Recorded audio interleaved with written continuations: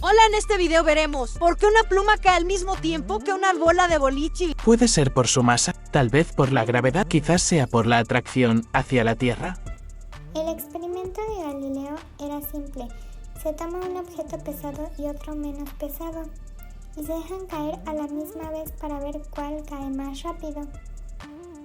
Como podemos ver en el experimento, una vez que se sueltan, cae primero la bola de boliche porque esta tiene una mayor rapidez.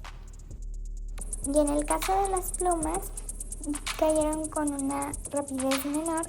Esto se debe a la resistencia al aire, por eso vemos que la bola de boliche toca primero la caja, lo cual nos lleva a analizar el siguiente experimento, que es en una cámara de vacío para eliminar la resistencia al aire lo más que se pueda. Y aquí podemos ver que tanto como la bola de boliche como las plumas llevan una rapidez igual. Esto se debe a que son independientes de la masa de cada uno. Caída libre es un tema muy interesante porque abarca demasiadas cosas. Lo podemos ver desde las ecuaciones cinemáticas, la dinámica que estudia el movimiento y las fuerzas que interactúan en dicho movimiento, como lo es la fuerza de gravedad, y podemos ver que está implícita la primera ley de Newton, la segunda ley de Newton en este movimiento.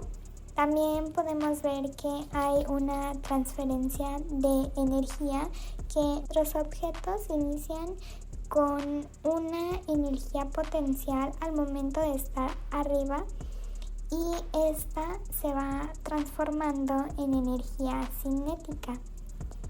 También podemos observar que hay un momento lineal, que es al momento de que ocurre el choque de ambas partículas, en este caso la pluma y el boliche, y que existe una colisión que es un choque elástico. Lo vemos porque al final del video ambos objetos rebotan.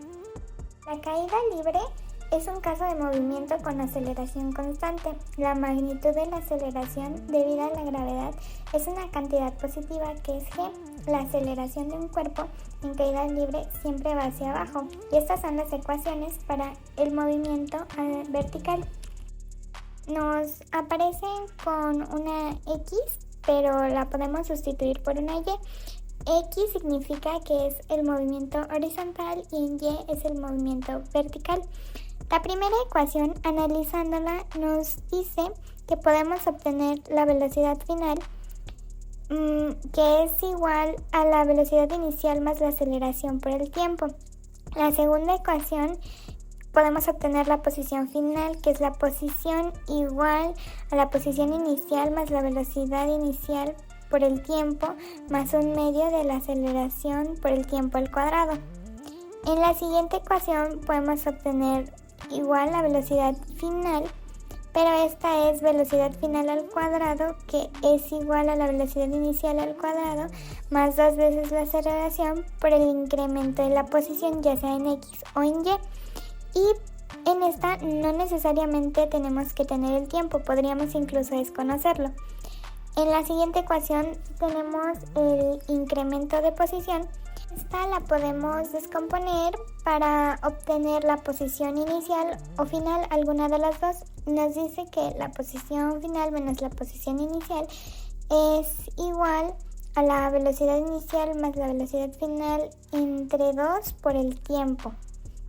Una vez conociendo nuestras ecuaciones de caída libre, podemos hacer un ejemplo suponiendo un caso hipotético, y es muy importante tener en cuenta que en cinemática no utilizamos la masa. Entonces, como estamos analizando que nuestros objetos caen al mismo tiempo, va a ser el mismo cálculo para ambos, porque no importa si uno tiene más masa que el otro. en este caso porque estamos analizando cinemática.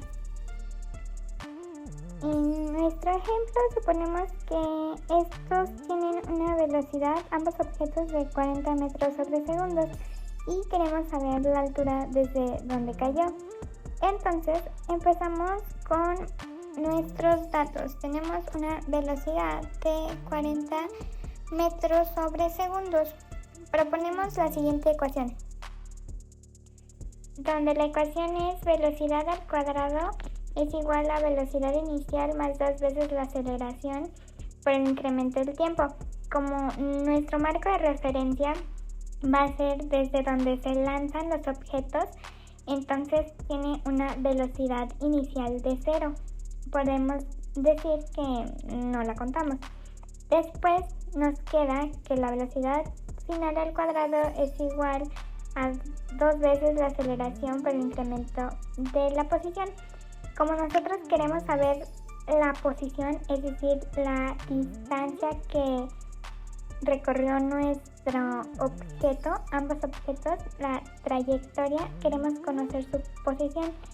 Entonces despejamos de la ecuación y nos queda que el incremento de y, o sea la posición, es igual a la velocidad al cuadrado entre 2 veces la aceleración. Después sustituimos que el incremento de la posición es igual a la velocidad al cuadrado, que tenemos como velocidad 40 metros sobre segundo, entre 2 veces la aceleración, que en este caso es la gravedad, la aceleración constante. Y como la tenemos hacia abajo porque estamos tirando un objeto, le ponemos un signo negativo. Entonces nos queda como resultado, haciendo esta división, que la distancia que recorrió ambas partículas fue de 81.54 metros. Desde esa altura fueron tiradas nuestras partículas, nuestro balón y nuestra pluma. Ahora supongamos que queremos saber en cuánto tiempo tardó en llegar al piso.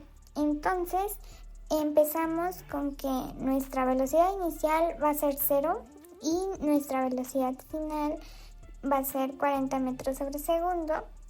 Entonces tenemos que el incremento de la posición en base a nuestro resultado anterior es de 81.54 metros.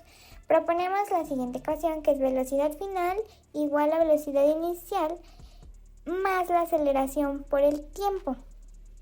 Como la velocidad inicial es de 0 metros sobre segundos, pues no la contamos en este caso.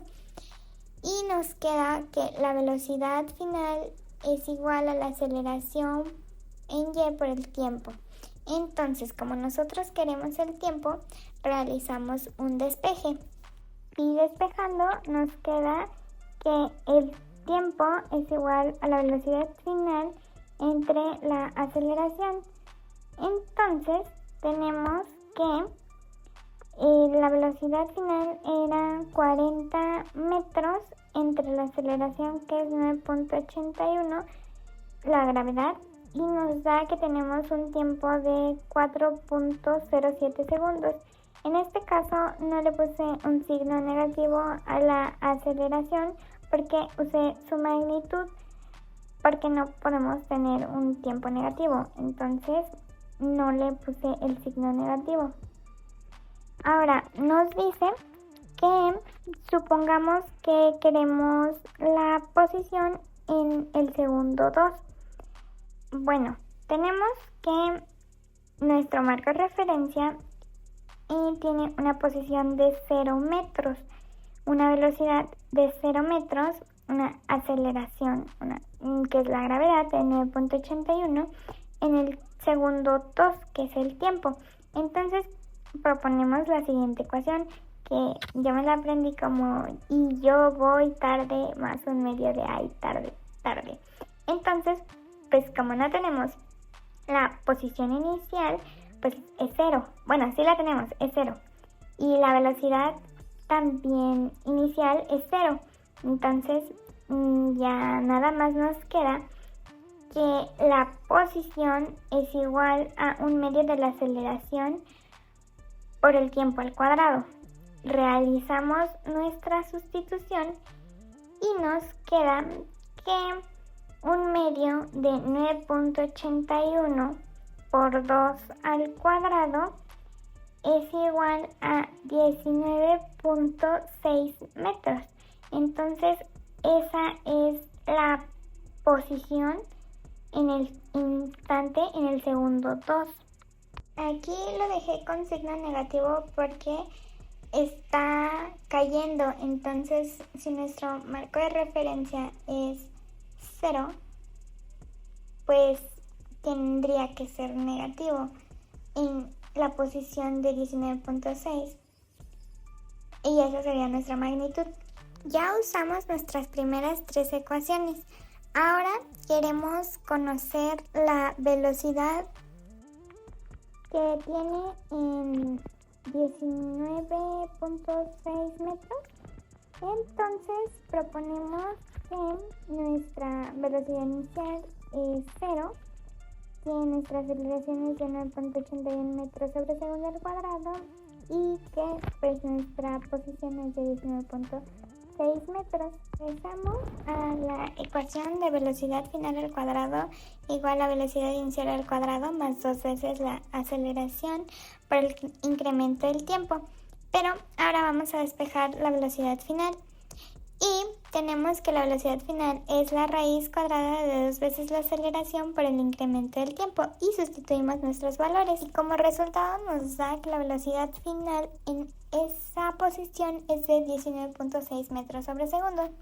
Entonces nuestras gráficas quedarían algo así. La primera es posición contra tiempo, la segunda velocidad contra tiempo y por último aceleración contra tiempo, que como podemos ver la aceleración se mantiene constante. Y esta es la definición de caída libre que vimos al inicio. Entonces se cumple con ello. Recordemos que se cumple para nuestros dos objetos que estamos analizando. Ahora veamos las fuerzas que interaccionan en nuestros sistemas de estudio, que son la pluma y la bola de boliche.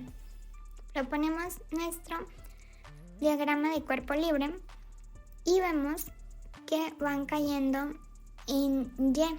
Entonces vemos que la única fuerza que podríamos tener es la del peso, pero no ese peso, sino el peso que es igual a la masa por la gravedad. Esa es una fuerza. Y también pues la fuerza de atracción gravitatoria, que esta la vamos a relacionar con la atracción de las masas, de la masa de la bola de boliche y de la masa de las plumas hacia la Tierra. Entonces, esas son las únicas dos fuerzas que tendríamos en nuestro sistema. En este caso no incluimos una tensión porque consideramos nuestro marco de referencia cuando nuestros objetos ya están en el aire, pero como estamos analizando que están en una cámara de vacío, ignoramos la resistencia al aire. Esta ecuación nos quiere decir es que la fuerza con la que se atraen los objetos es directamente proporcional al producto de sus masas e inversamente proporcional al cuadrado de la distancia que los separa. Entre más masivos va a haber una mayor fuerza, pero si hay una gran distancia, la fuerza disminuirá. Relacionamos la segunda ley de Newton con la ley de gravitación universal, en donde nuestra G es la constante de gravitación universal, que es la medida de qué tan fuerte es la interacción. Luego simplificamos las masas y nos queda esta ecuación. ¿Y cómo se relaciona con el peso? Eso es igual a la masa por la gravedad. Ya obtuvimos la gravedad. En conclusión, caen al mismo tiempo porque los cálculos son igual para los dos objetos. Entonces están con una aceleración constante.